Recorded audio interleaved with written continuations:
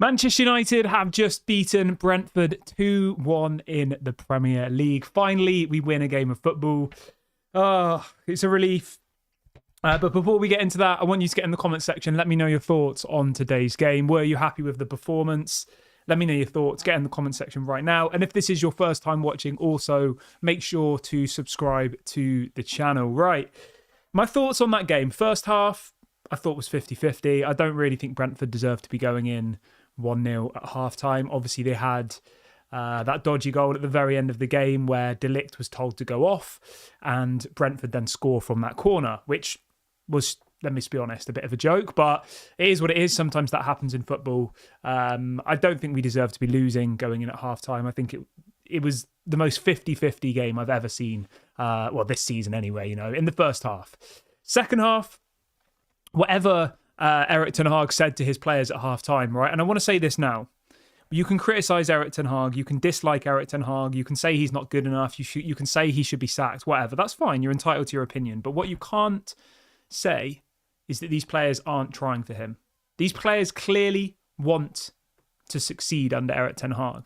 They could have easily thrown him under the bus by now. And under previous managers, we did see them throw the manager under the bus, didn't we? But under Erik ten Hag, that hasn't happened.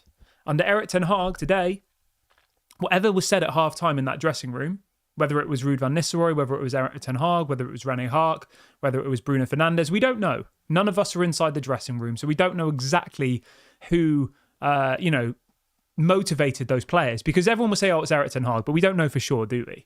But the fact of the matter is, right, we came out in that second half, and I would say for the first 20, 25 minutes of that second half, it was one of the best performances I've seen from Manchester United under Erik ten Hag. Absolutely unbelievable. We should have scored 2 or 3 goals in that first 20 minutes of the second half. Obviously, we did score 2 goals to be fair, but really, really happy to be honest. Obviously it's a little bit touch and go towards the end when Brentford are on the attack and you're thinking the worst, but overall I'm happy. I think it was a decent performance.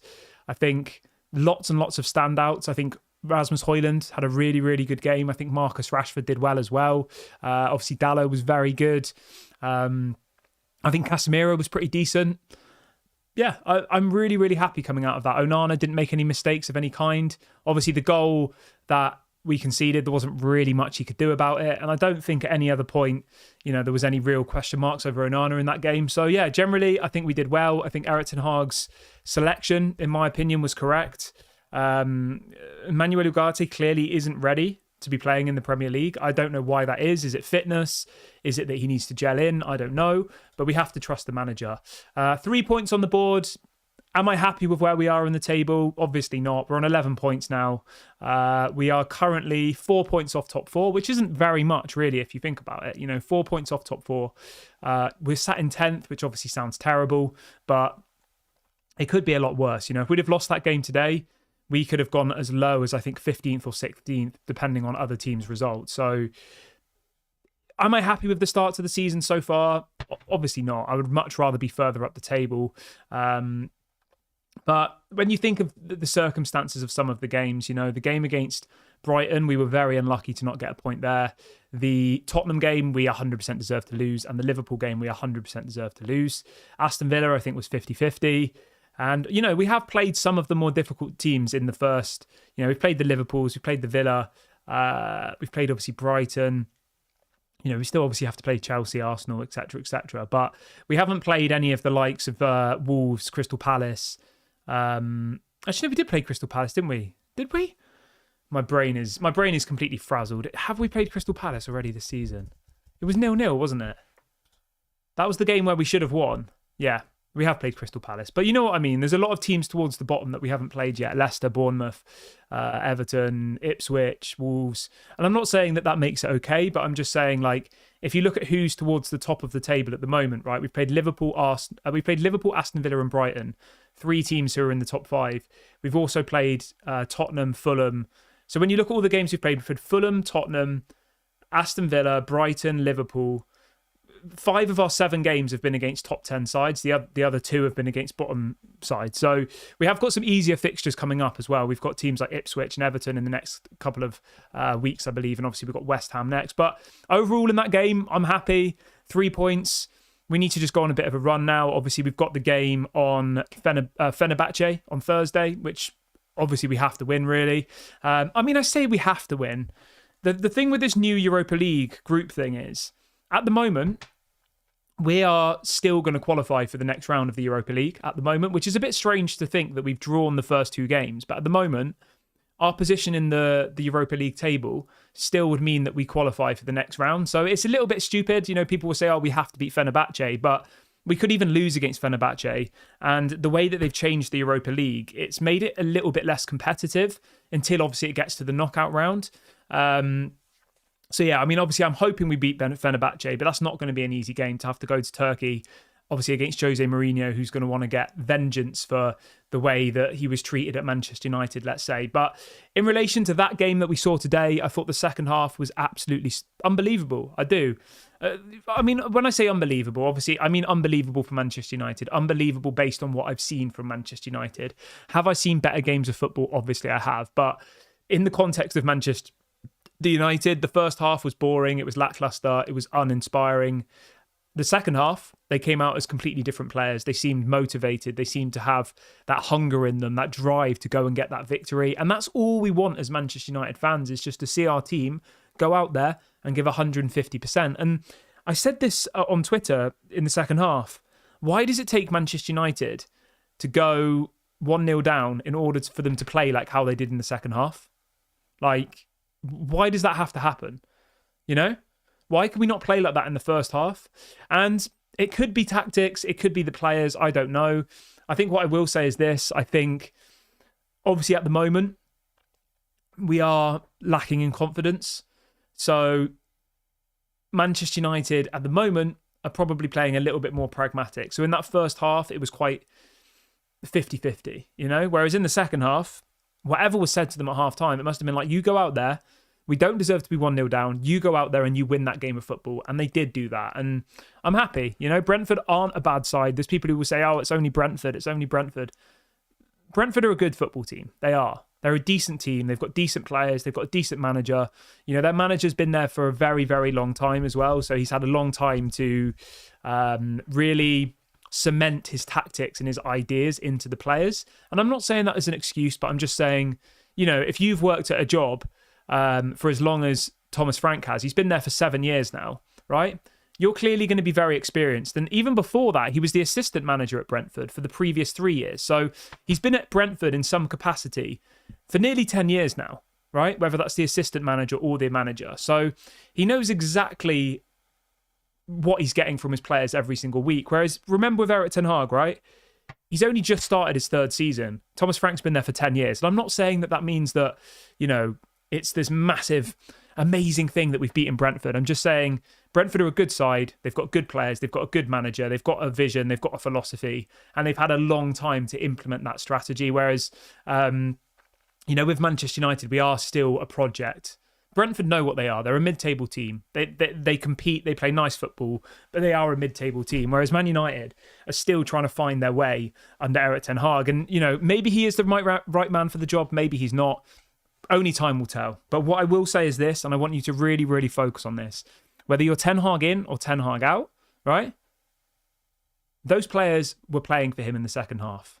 You can't deny that. They could have easily thrown Erik ten Hag under the bus in that second half. Easily. Would you all agree? They could have down tools. It could have been 2-3-0 to Brentford in the second half. An early goal in the second half. And that's it then. But they didn't. They went out there as if they had a point to prove.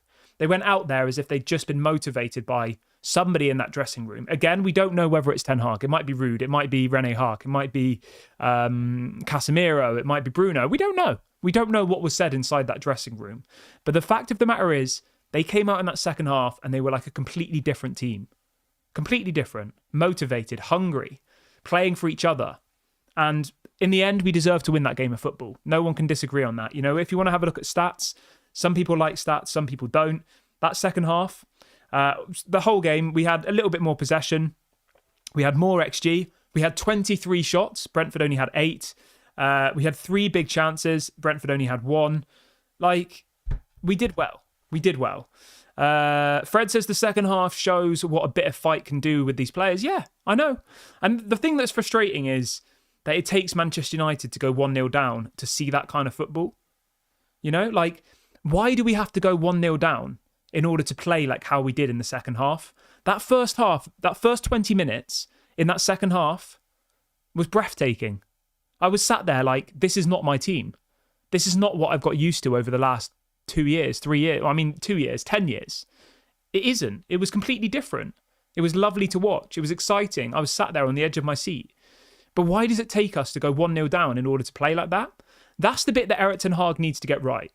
If Erik ten Hag can get these players playing like how they did in that second half, every game consistently, we will get top 4, if not better, every single season, without a shadow of a doubt. That's the bit. It's the consistency. Okay? And that's what will make or break Erik ten Hag, effectively, is if he can get those players to be hungry and motivated and play like they did in the second half every week, regardless of whether they're 0-0, 1-0 up, 1-0 down. Like, they need to play like that week on week on week on week on week.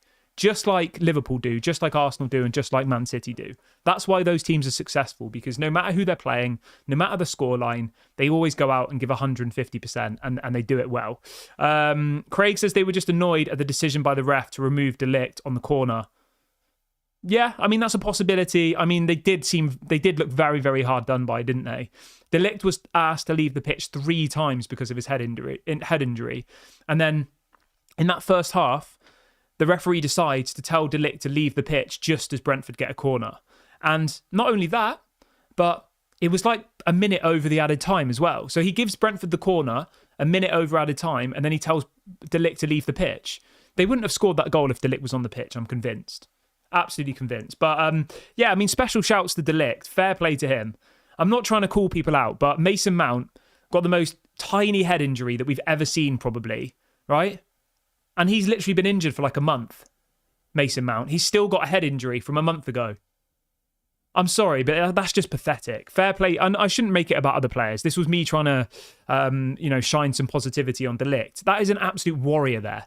His head was covered in blood. He got kneed in the head at full speed and he didn't come off the pitch, and he played the whole rest of the game with blood dripping all over his head. That's a leader there. So fair play to Ligt. I don't know how he stayed on that pitch, to be honest. I don't. Maybe he should have come off. I don't know. I'm not a medic. I can't advise on whether it was right or wrong. But at the end of the day, he got a knee to the head and his face was covered in blood, and he still managed to play for the whole of that game. That's a leader there. Those are the kind of players that we want at Manchester United. Players like Ligt, players who give 150%, and they clearly care for this club. He could have just gone to the changing rooms and had an early shower, got dressed, and probably gone home with a concussion, and then probably again, I don't want to make this about Mason Mount, but Mason Mount had the smallest head injury, and he's now injured for a month with a head injury. I mean, it's pathetic. And what the hardest thing that Ineos are going to have to do, right? You forget about Erik ten Hag, forget about sacking managers and whether he's good enough and all the rest of it. The hardest thing that Ineos are going to have to do is to look at this squad and work out what players are hungry and what players actually want to be at Manchester United and which ones are just here for a paycheck. And I think we can work out who the players are at Manchester United who are just here for a paycheck, can't we? Again, I'm not going to name names. We all have ideas of who these players are, but someone like Ligt, he's a warrior. I'm sure he loves getting the money every week as well, but he is an absolute warrior on the pitch. Whereas other players, it's just embarrassing. I'm sorry. Not today, not so much today, but you know what I mean? Like, we need more players like Ligt who will run for a brick wall for Manchester United, for this team, for the manager, for the fans, for the coaches, and as well, obviously, for his teammates. And De Ligt did do that today. So special mention to Matthias De Ligt. Very, very good performance there. Same with Lisandro Martinez. He's the same. You know that if Martinez was bleeding all over his head, he'd keep playing. But then there's other people in the squad who, the tiniest little injury, they're like, oh no, I'm going to be out for a month. And they'll still happily collect their wages every week. Don't worry about that. But yeah, so overall though, let's go back to the positivity. I've got a little bit sidetracked here. Very, very good win. First half, no one deserved to be winning in the first half. Brentford's goal was extremely lucky. Brentford didn't really create any chances, did they? There wasn't really any moments where I was like, oh my God, they're going to score, to be honest. Like, I don't think so.